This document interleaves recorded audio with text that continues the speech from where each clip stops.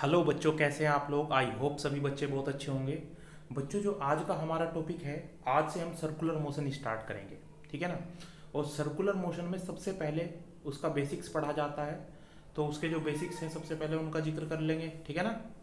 तो बच्चों, जो सबसे पहले हमारे पास सर्कुलर मोशन है उसकी क्या डेफिनेशन हो सकती है। बच्चों, सर्कुलर मोशन क्या है। सर्कुलर मोशन कोई भी धागा लो, ठीक है ना, और धागा लेकर के उसको पत्थर बांध दो, उसको ऐसे घुमाओ। ठीक। अगर मान लीजिए मैं इसको ऐसे घुमा रहा हूँ, देखो ध्यान से। इधर तो मैं मान रहा हूँ एक्स एक्सिस, इधर मान रहा हूँ वाई एक्सिस, इधर मान रहा हूँ जेड एक्सिस। ठीक।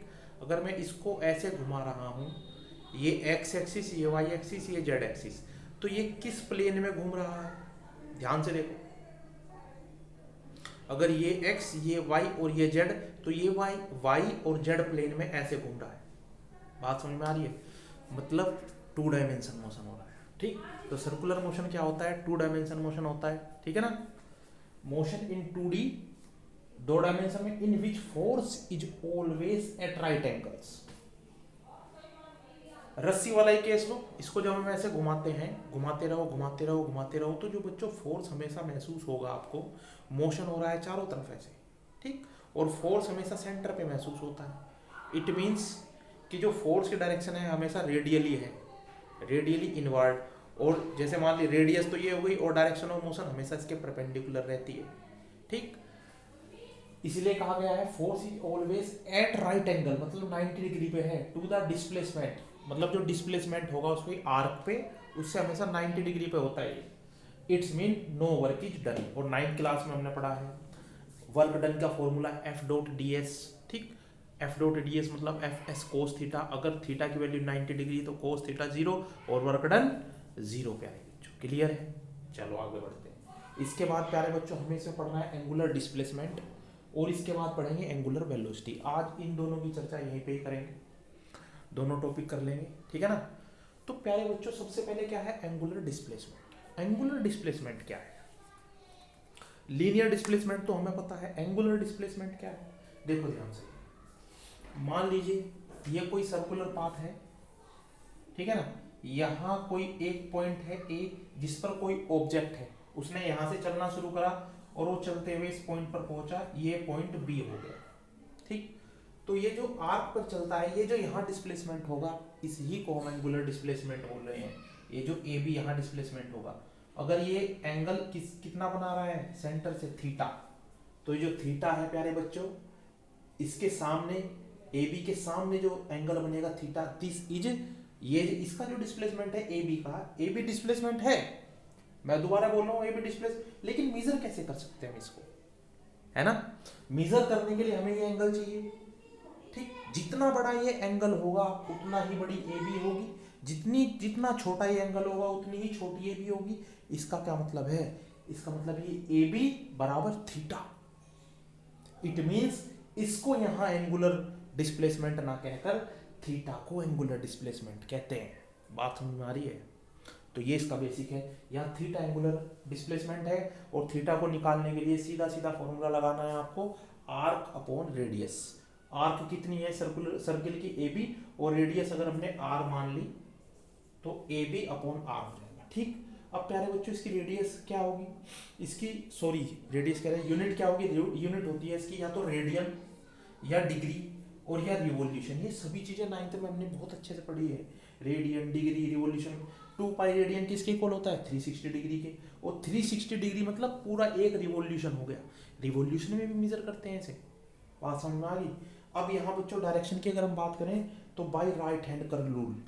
राइट हैंड कर्ल रूल क्या है, जितने, ये भी एक एक्सियल वेक्टर है, हमेशा याद रखो, जितने भी एक्सियल वेक्टर होंगे सबको कैसे, right hand curl rule. Thumb की डायरेक्शन, कर्ल की डायरेक्शन, ठीक है ना। अगर कर्ल की डायरेक्शन में डिस्प्लेसमेंट हो रहा है तो थंब की डायरेक्शन क्या डायरेक्शन रिप्रेजेंट करेगी प्यारे बच्चों, एंगुलर डिस्प्लेसमेंट के डायरेक्शन को रिप्रेजेंट करेगा। ठीक। इसके बाद जो रिलेशन है लीनियर डिस्प्लेसमेंट में और एंगुलर डिस्प्लेसमेंट में, वो ये है S is equal to theta cross R. ठीक। इसके बाद प्यारे बच्चों हमारे पास, जहां एस क्या है लीनियर डिस्प्लेसमेंट, थीटा क्या एंगुलर डिस्प्लेसमेंट, और आर क्या है, आर है यहाँ रेडियस। ठीक। और प्यारे बच्चों अगर हम एंगुलर वेलोसिटी की बात करें, जिस तरह से हमने वहां लीनियर वेलोसिटी पढ़ी थी, इसी तरह से यहाँ एंगुलर वेलोसिटी।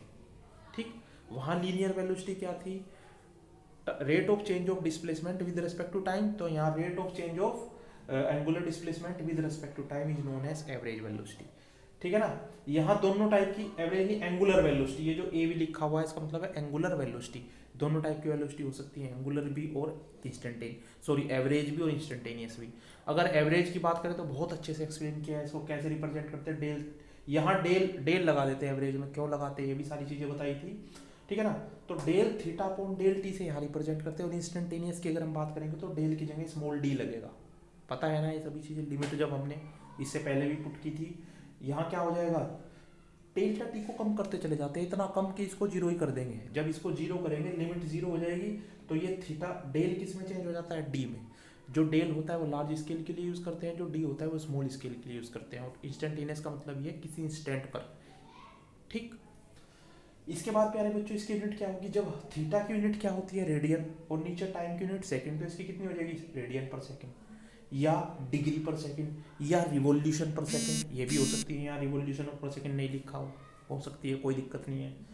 इसके बाद बच्चों, अच्छा वहाँ यूनिफॉर्म मोशन क्या था, यूनिफॉर्म मोशन वो था जिसके लिए वेलोसिटी कांस्टेंट हो, इससे लीनियर मोशन में, और यहाँ यूनिफॉर्म मोशन क्या हो जाएगा, जिसके लिए एंगुलर वेलोसिटी कांस्टेंट हो।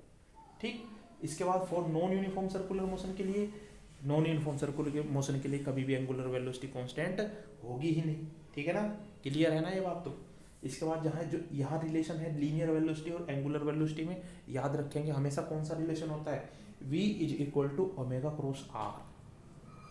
ठीक, और it is a axial vector, again अगर ये एक्सियल वेक्टर है तो इसकी डायरेक्शन फिर हम राइट हैंड थंब रूल से फाइंड करेंगे। ठीक है, जैसे ओमेगा की जो डायरेक्शन होगी और रेडियस की जो डायरेक्शन होगी, तो वो डायरेक्शन किसकी दे देगी, वेलोसिटी की। यहाँ से क्या पता चल रहा है, यहाँ से वेलोसिटी की डायरेक्शन फाइंड कर सकते हैं, वो ओमेगा और आर की पता है। ठीक, तो प्यारे बच्चों इस तरह से हमारे पास जो सर्कुलर मोशन है उसके जो दो इम्पोर्टेंट पॉइंट है, सभी पॉइंट आप लिखें, ठीक, और नोट्स प्रिपेयर करें। इससे आगे एंगुलर एक्सीलरेशन क्या होता है, फ्रीक्वेंसी, टाइम पीरियड, ये सभी चीज़ों का डिस्कशन करेंगे। ठीक है ना, तो चलिए प्यारे बच्चों आज के लिए इतना ही। जय हिंद प्यारे बच्चों।